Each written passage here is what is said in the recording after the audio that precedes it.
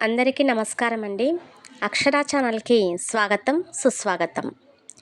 ఎప్పటికి త్రేతాయుగ రాముడు, ఎన్ని యుగాలు దొర్లిపోయాయి, అయినా మన మాటల్లో, చేతల్లో, ఆలోచనల్లో అడుగడుగునా రాముడే కాదంటారా? అయితే వినండి. చిన్నప్పుడు మనకు స్నానం చేయించగానే అమ్మ నీళ్లను సంప్రోక్షించి చెప్పే మాట శ్రీరామ రక్ష సర్వజగద్రక్ష. బొజ్జలో ఇంత పాలు పోసి ఉయ్యాల్లో పడుకోబెట్టి వెంటనే పాడే పాట రామలాలి మేఘశ్యామలాలి.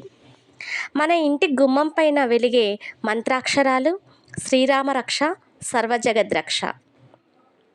మంచో చెడో ఏదో ఒకటి జరగగానే అనే మాట అయ్యో రామ. వినకూడని మాట వింటే అనే మాట రామరామ. భరించలేని కష్టానికి పర్యాయ పదం రాముని కష్టం. తండ్రి మాట జవదాటని వాడిని పొగడాలంటే రాముడితోనే పోలుస్తాం. కష్టం గట్టెక్కే తారక మంత్రం శ్రీరామ. విష్ణు సహస్రనామం చెప్పే తీరిక లేకపోతే అనాల్సిన మాట శ్రీరామ శ్రీరామ శ్రీరామ. అన్నం దొరకకపోతే అనాల్సిన మాట అన్నమో రామచంద్ర. వయసు మళ్ళిన తరువాత పెద్దవారు అనే మాట కృష్ణ రామ.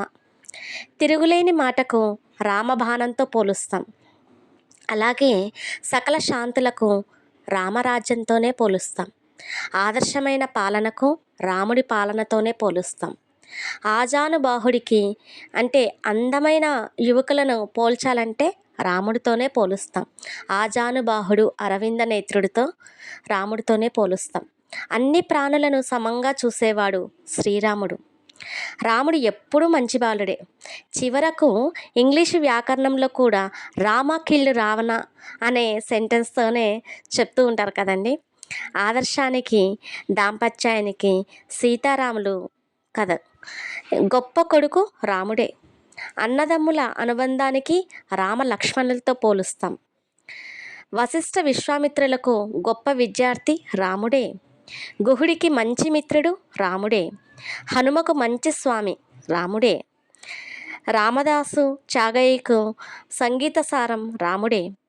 నాలుక మీద తాగాల్సిన నామామృతం రామనామం, అదే పిబరే రామరసం. కళ్ళు ఉన్నందుకు చూడాల్సిన రూపం శ్రీరాముని రూపం. నోరు ఉన్నందుకు పలకాల్సిన నామం శ్రీరాముని నామం.